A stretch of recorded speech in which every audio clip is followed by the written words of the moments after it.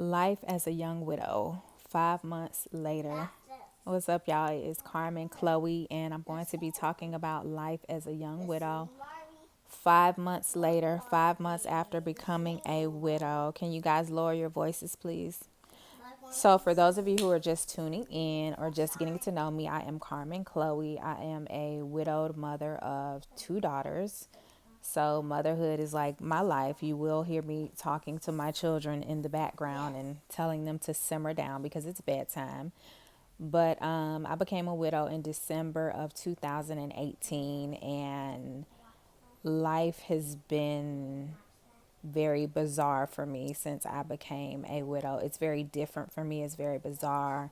I feel like I'm kind of in like a holding tank of sorts, or like I'm kind of in pause and everybody else around me is in motion and things are just different and changing and all of that type of stuff. So I just want to do like a 5 month, I guess you could say, review of like things that are different or like where I'm at in my journey of widowhood. So I've gone through some major changes and transitions as a result of becoming a widow. Number one, me and my children, we moved out of our apartment. We were living in an apartment. We had been there for about 2 years. Prior to that, I had a home that I had brought right before my husband and I got married. I actually bought the home before I knew if we were going to get married or not. It was like right after I gave birth to my first daughter, I closed on my first home. So I actually ended up selling that home, and my husband and I and our two daughters, we moved into an apartment which we had been in for a little over 2 years, or was it 2 years? Yeah, like almost 2 years in the apartment. So one of the biggest changes is that we moved out of our apartment shortly after my husband passed away. Another change is that we temporarily moved to a new state. So we're in a completely different state, a state that I never thought that we would be living in at all, a state that I'm born and raised in, but not somewhere where I typically wanted to come and like visit. Definitely didn't want to live because prior to us moving here temporarily, I had not been home to Florida in over 7 years. So imagine me just trying to embrace being temporarily displaced down here in this state.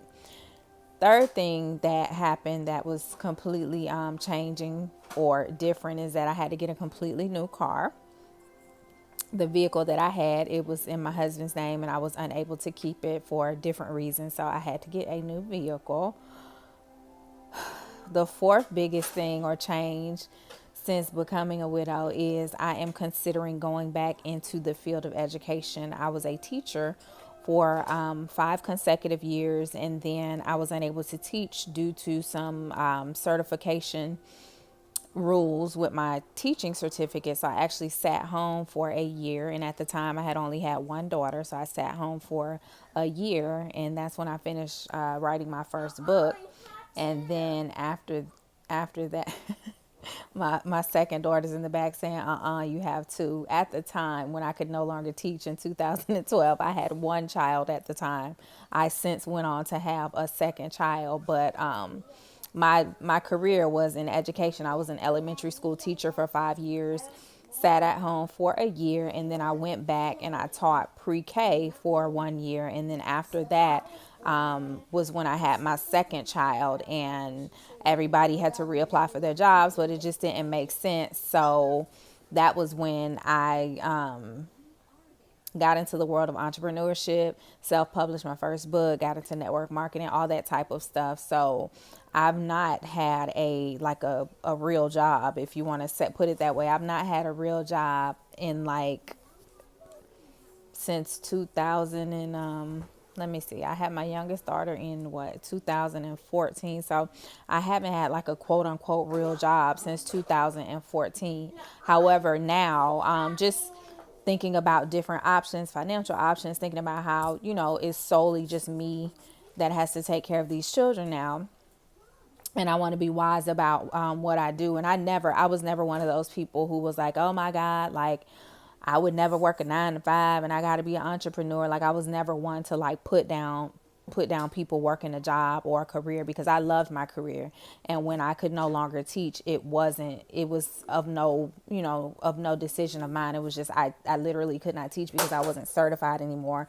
And it would have taken so much for me to get certified again. So that was the only reason why, please stop making that noise. That was the only reason why I was not in the classroom. So I've now seriously been considering going back into the classroom and becoming a teacher again, and just trying to take some alternate routes to getting back in the classroom. So seriously been thinking about that, and I hadn't thought about going back into the classroom for years. So just thinking about futuristically having, everybody talks about multiple streams of income, and I thoroughly enjoyed teaching. Like, I'm a teacher at heart. I love the kids. So it's not something that, like, oh my God, I don't want to ever do that again. It's something that I'm definitely open to. So I've been considering that, although I've not worked a job in 2000 and since 2014. So I haven't worked a job in 5 years, but considering going back into the field of education. In terms of entrepreneurship, I didn't have any major success. The most success that I had was when I self-published my book in 2014. And then I had a little bit of success in network marketing, more success in the affiliate marketing world. But since my husband passed away, I've been kind of just, I don't know, stuck in terms of entrepreneurship. I haven't really been inspired to, like, really get focused and to focus on one form of income, because, like, right now technically I'm an affiliate for an amazing platform that sells these amazing digital courses that entrepreneurs or people who are interested in becoming an entrepreneur can learn from, or people who want to learn how to scale up their existing businesses, they can learn through this affiliate platform that I'm a part of. But I have not been focused enough to, like, really market and advertise and promote the entrepreneurship opportunities that I have in my hand. I've had, like, no passion, no drive. I just kind of been like, I don't know if that's really what I'm supposed to be doing right now. So I've kind of been stagnant in terms of business and entrepreneurship. Another major change, number 6, is that my perspective on life is completely different now. Like, most stuff and most people don't get my attention now, because I realize when all is said and done, like, a lot of the things and a lot of the people that we give our attention to, they don't matter, and they won't matter in the end. So I'm just in a space of, like, does this matter? If it doesn't matter, I'm not going to give it my attention. You want something to drink? No, it's, like, pretty late now. So the things that I give my attention to is very limited. Number 7, I'm extremely fragile. Widowhood does that to you. Sudden death of a spouse will put you in a place to where you're extremely fragile. I literally felt like, my husband died unexpectedly. Like, wow, God, like, you cut me pretty deep with this one. You cut me real deep and real bad with this one. And I just found myself very vulnerable and very fragile. And at the time, there were, maybe one or two people who were taking advantage of that fragileness or fragility. I don't even know if I'm saying that correctly, but I'm extremely fragile. But at the same time, I'm extremely guarded, extremely blunt with what I have to say, extremely blunt with my feelings, unapologetically blunt. I've built boundaries and borderies around myself, boundaries and borders around myself and my children, and I make no apologies about it. And I'm extremely intentional nowadays. So it's like, I'm not really just jumping and doing any and everything like I did once upon a time. I'm very intentional and very thoughtful of what I put my mind and my actions towards nowadays. Number 8, as far as the big changes that are going on since widowhood has hit my life, is I'm content in the fact that, my children and I, we're not homeless, we're not hungry, we have transportation, we have, if I need to go out and get something, I can get it. We're not without. However, I'm extremely uncomfortable because I'm in a state that I don't want to be in. If I had to choose right now, that Florida would not be the state that I want to live in. not living where I want to live at. Although I'm working on it, I want to be wise about my decisions in this season. I want to be a good steward over what the Lord has blessed my children and I with. I want to make sure that I'm multiplying that and being wise about it. So although I'm content that my children and we're not homeless, we have transportation, we have food to eat. If I need to go out and get something, I can. I'm not comfortable. I'm not comfortable. I'm easily irritated these days. I have no patience for foolishness. Yeah.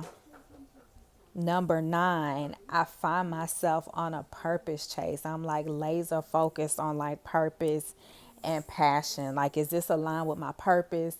Is this something that I'm passionate about? If not, like, I can't give my time to it because our time on this side of heaven is like, it's not long enough to really pay attention and to invest in a lot of things that people invest in. And I don't want to just be doing something because it's lucrative or because it can make money when it has nothing to do with my purpose or my assignment. Like, at the end of the day, I don't want to stand before God. I don't want to stand before my God and hear him say anything other than, well done, my good and faithful servant. I don't want to stand before God and him say, you know, Carmen, you did this, you did that, but I really wanted you to do this and you didn't even do it. I don't want to do that. I don't want to do that. And it's a lot of people, they know how to get a bag. They chasing the bag and getting the money and all of that. But it's like, is that what you was created for? So if it's not fulfilling, if it's not aligned with my purpose, like, I ain't doing it. And I ain't trying to sound too deep or whatever. I just, when you're this close to death and you see it up close, like, you look at things in a completely different way.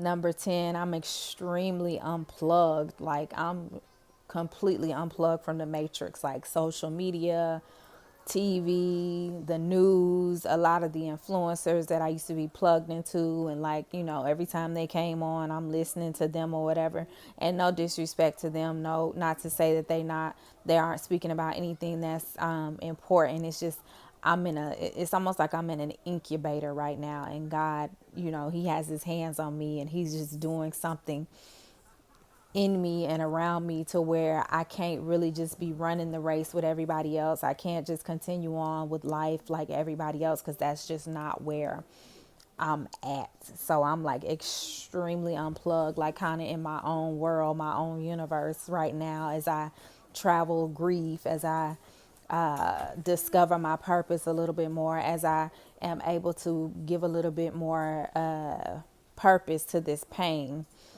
And then number 11, the biggest thing, even though I've been kind of stagnant with entrepreneurship and business and thinking about going back into teaching, but at the same time, not really doing anything right now. I'm not working. I'm not working a business right now. I'm simply just, I'm living life right now. I'm living life right now. But I do have a major goal for this year. And my biggest and my most major goal this year is to purchase my daughters and I a brand new home. I was able to purchase my first home in 2011, and I purchased that home literally 2 months after I gave birth to my first daughter. And like I said, I was not married to my husband yet. We were in a space, in a place where we didn't even know if we were going to still be together, let alone get married. But I knew, okay, I have a child now. I'm going to need my own home. So I was able to do that big accomplishment on my own as a quote unquote single mother. Although my late husband and we were together as boyfriend and girlfriend or baby daddy, baby mama, however you want to say it. I didn't know for a fact that we were going to get married, but I went ahead and I persevered and I went through a home buying program and I purchased my first home. So I know that if God allowed me to purchase it back then as a single mother, then for sure he will assist me in purchasing my second home as a widowed mother, as a solo mom. So that is like my biggest goal and my biggest focus for this year. How and when and where am I going to purchase my daughters and I our next home, our second home? So I just wanted to do a 5-month review. young widow. Life is a young widow. 5 months later, just doing a review of like where I'm at and how my life has changed and how my perspective has changed and how my priorities have changed. If you are a recent widow, if you're a young widow, if you're a widow with kids, I would love for you to connect with me. I want you to go to my website, singlemarriedwidow.com. I am also going to be creating something very, very special for everyone who is connected to my email list with singlemarriedwidow.com. It's going to be cathartic, it's going to be therapeutic, it's going to be something that is going to assist you in this lifelong journey of surviving widowhood and healing and rediscovering who you are now as a widowed woman, as a single woman, as a non-married woman. So again, connect with me via singlemarriedwidow.com. Make sure you like this video. Make sure you subscribe to my channel and comment below, and I'll see you on the next video. Peace.